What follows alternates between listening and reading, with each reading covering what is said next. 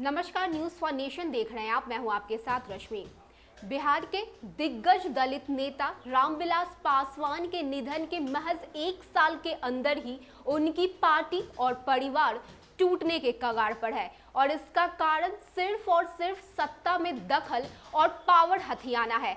और ऐसा पहली बार नहीं हुआ है, इससे पहले भी अपनों ने अपनों से बगावत की है। अपनों ने अपनों के विरोध में खड़े होकर सत्ता हथियाने की साजिश की है और कोशिश की है।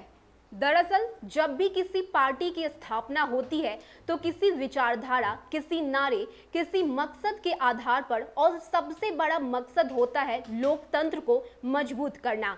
कार्यकर्ता भी जुड़ते हैं इसी मकसद से, लेकिन जब वही पार्टी महज एक परिवार बनकर रह जाए तो फिर तमाशा और परिवार की मारामारी के अलावा कुछ नहीं होता है। परिवार की यही मारामारी लोकतंत्र पर भारी पड़ने लगती है और यही बार बार होता आया है। कुछ ऐसा ही दिख रहा है बिहार की लोक जनशक्ति पार्टी में, जहां परिवार में ही पावर की लड़ाई छिड़ी हुई है और नतीजा तख्ता पलट के तौर पर सामने आया है।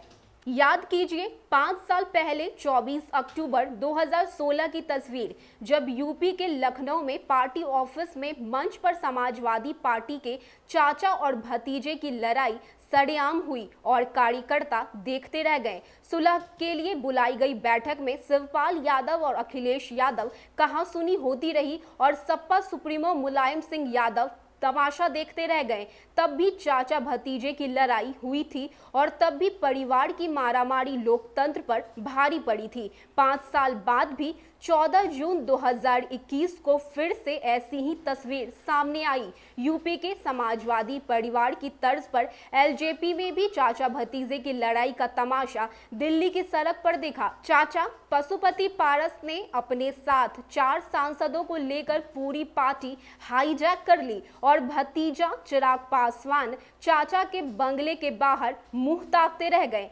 शाम होते होते पशुपति एलजेपी संसदीय दल के नेता बन गए और एक बार फिर लोकतंत्र पर एक परिवार की मारामारी भारी पड़ी। लेकिन ये दरअसल वानगी भर है। जरा देखिए कैसे परिवार की मारामारी बार बार लोकतंत्र पर भारी पड़ती है।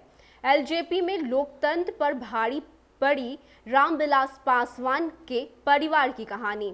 स्वर्गीय रामविलास पासवान के बेटे चिराग पासवान सांसद हैं।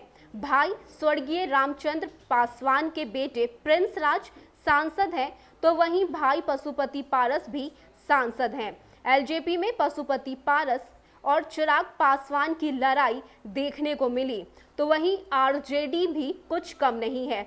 आरजेडी में लालू प्रसाद यादव, उनकी पत्नी राबड़ी देवी पूर्व सीएम रही, बेटा तेजस्वी यादव नेता प्रतिपक्ष रहे, तो वहीं बेटा तेज प्रताप विधायक और पूर्व मंत्री रहे।